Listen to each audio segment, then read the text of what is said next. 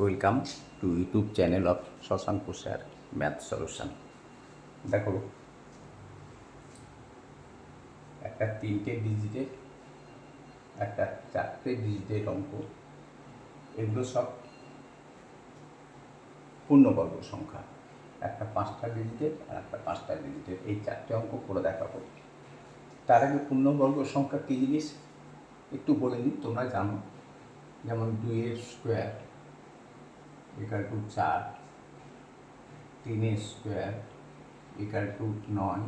এই 4, 9 হচ্ছে পূর্ণবর্গ সংখ্যা। তেমনি এটাও পূর্ণবর্গ সংখ্যা, এটাও পূর্ণবর্গ সংখ্যা, স্কোয়ার নাম্বার। দেখো, একটা জিনিস খেয়াল করে দেখো, আমরা 1 square 1, 2 square 4, 3 square 9, 4 square 16, 5 square 25, এইভাবে 14 স্কোয়ার 196, 15 স্কোয়ার 225 পর্যন্ত লিখেছি। একটা জিনিস খেয়াল করে দেখো, এই যে ইউনিট ডিজিট, এখানে 1 ইউনিট ডিজিট, 4, 9, 6, 5, 6, 9, 4, 1, 0, 1, 4, 5, 6, 5, এর মধ্যে এই দেখো 2, 3, 7 আর 8, এই জিনিসটা কিন্তু নেই। এটা সবসময় মাথায় রাখবে। দেখো 2, 3, 7 আর 8 নেই। দেখো 0 তো 0, 1-এর আছে 2টো ইউনিট, 9 আর 1, 1-1-কে 1 আর 9, 9, 81। 4-এর আছে, কারণ তোমার 2 কী করে হলো, 2-এর হচ্ছে, দেখো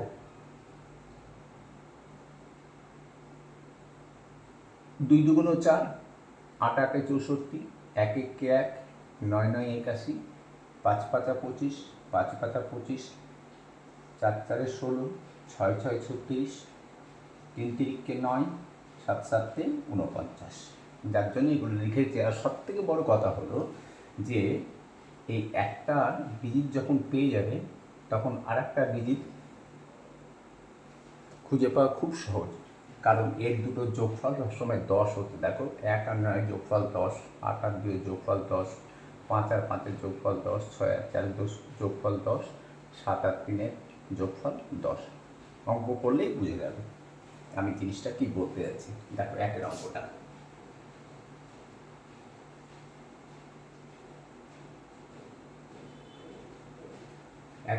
আছে √8 4 1। আমরা এর আগেও শিখেছি এই 4 1টাকে আলাদা করে নেব। ওকে, এইবার দেখো 1-এ এই যে 1 আছে, আর 9 9 81 হয়, 9 9 81 আর 1 1 1, তাহলে এটাকে 1 করে দাও। চোখ কান বুঝে এবার এটাকে 9 করে দিতে পারো, কারণ 1 আর 9-এর যোগফল অলওয়েজ 10 হবে। এইবার আমাদের এটার কাজ শেষ, এটাকে কেটে দিতে পারো, আর দরকারই নেই আমাদের। এবার দেখো কী করে থাকলো 8। দেখো 8 স্কোয়ার 8 কার কম? দেখো 9-এর কম আর 4-এর বেশি। 9-এর কম, 2 স্কোয়ার 4 আর 3 স্কোয়ার 9। তাহলে এখানে যদি লেখো 2 স্কোয়ার ইকুয়াল টু 4 আর 3 স্কোয়ার ইকুয়াল টু 9, তো সবসময় মনে রাখবে এই যে ছোট সংখ্যাটা 2, এই দুটোই 2 নাম্বারই এখানে বসবে। এখন তোমাদের প্রশ্ন হলো, তাহলে এইটা অ্যান্সার না এটা অ্যান্সার? এইটা অ্যান্সার না এইটা অ্যান্সার, এইটা অ্যান্সার না এইটা অ্যান্সার, মজা করে করবো আমরা এটাকে, খুব সহজভাবে করা যাবে। কি না, তো দেখো 2 স্কোয়ার = 4 আর 3 স্কোয়ার = 9, এই 2 আর 3 গুণ করে দাও, 2 গুণিত 3 = 6। এই 6 8-এর সঙ্গে কম্পেয়ার করো। যদি 8, মনে রাখবে 8-এর সঙ্গেই কম্পেয়ার করবে। এই 8 যদি বেশি হয়, দেখো 8 6-এর থেকে বেশি, যেহেতু 8 6-এর থেকে বেশি, সুতরাং আমাদের একবারে চোখ কান বুঝে যেটা বড় সংখ্যা সেটা করে দেবে। তার মানে 841-এর বর্গমূল 29। বুঝতে পেরেছো? এই 8-এর সঙ্গে এই দুটো নাম্বারের 2 আর 3-এর গুণফল করবে, করে যেটা হবে 8-এর সঙ্গেই কম্পেয়ার করবে। 8 যদি ছোট হতো, ধরো এটা গুণ করে আমরা সাপোজ 9 বা 10 পেলাম, 8 ছোট, তখন ছোটটা হতো। ওকে, তো এখানে আমরা 8 বড় পেয়েছি, 6-এর থেকে 8 বড়, সুতরাং বড় সংখ্যাটাই হবে। নাও নেক্সট অঙ্কটা আমরা, এরপরের অঙ্কগুলো একটু তাড়াতাড়ি করবো।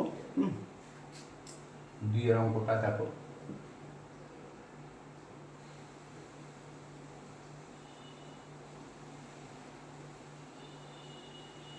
থ্রি 1 3 6, তাহলে 3 6, দেখো 6 4 4 16 আর 6 4 36, তার মানে কি একটা 4 পেয়ে গেছো। চোখ কান বুঝে আর একটা 6 করে দাও, এই 4 পেয়ে গেছো এখানে, চোখ কান বুঝে 6 করে দাও, আমাদের এটার কাজ শেষ। না 31 কার কার মাঝে আছে দেখো, 25 আর 36-এর মাঝে আছে, 25 আর 36-এর মাঝে। আমাদের অত কিছু লেখারও দরকার নেই।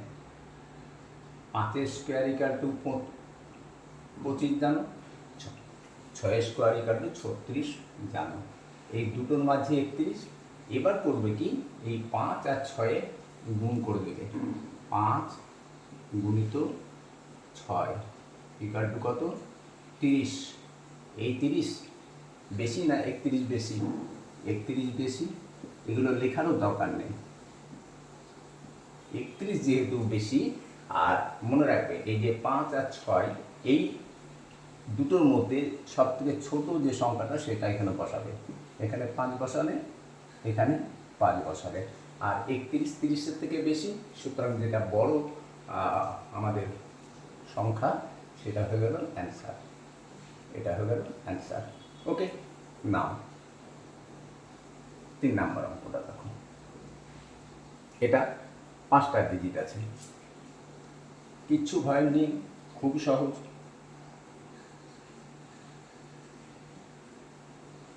আমাদের এইগুলো কিছু মুখস্থ রাখতে হবে। 1 5 8 7 6, আমরা শেষে নেব। এখানে কি আছে দেখো, ইউনিট 6 আছে, তাহলে 6 কী হবে, 4 আর 6, কারণ 4 4 16 আর 6 4 36, তাহলে 4 লিখে দাও। 4 যখনই লিখে দেবে চোখ কান বুঝে এখানে লিখে দাও 6, কারণ 6 আর 4-এ যোগ করলে কি হয়, 10 হয়ে যায়।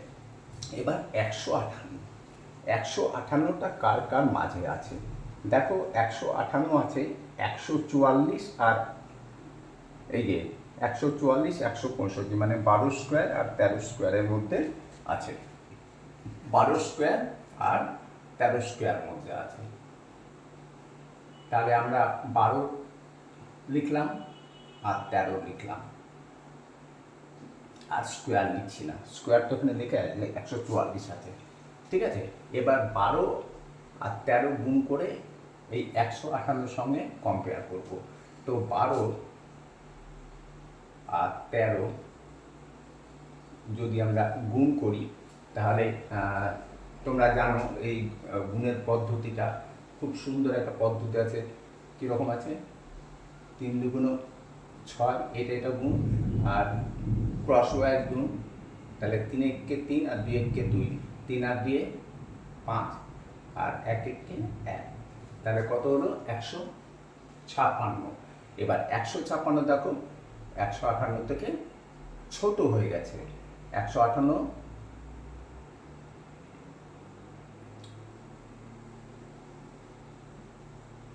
156 থেকে ছোট হয়ে গেছে। আর কোন সংখ্যাটা বসাবো? অফকোর্স ছোট সংখ্যাটা বসাবো। মনে রাখবে এখানে যে সংখ্যা দুটো লিখবো তার মধ্যে যেটা ছোট সেটা বসাবো। 1 3, 12 আর 12, দুই জায়গাতে 12 বসালাম। এবার কে বলো? 158 বলো। সুতরাং আমাদের কোনটা অ্যান্সার হবে? 126 অবশ্যই অ্যান্সার হবে, যেহেতু আমাদের 158 156 থেকে বেশি। নাও 4 অঙ্কটা দেখো।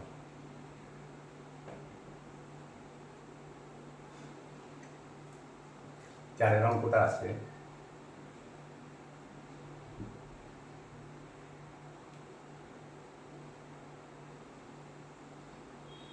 1 8 7 6 9, শেষের দুটোকে ভাগ করে নাও।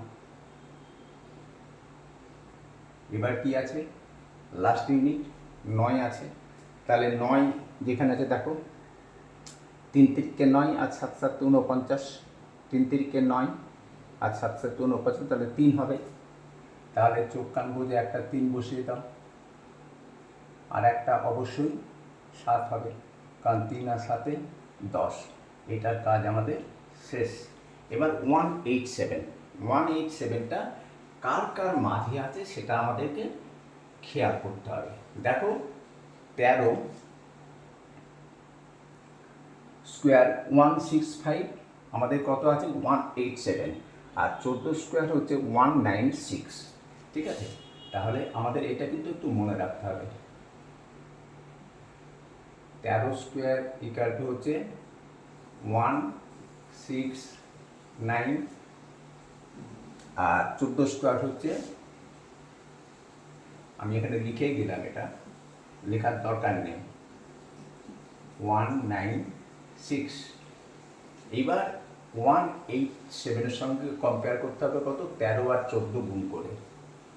13 আর 14, 13 আর 14 যদি গুণ করো তাহলে তোমরা পাবে 182, 182 পাবে।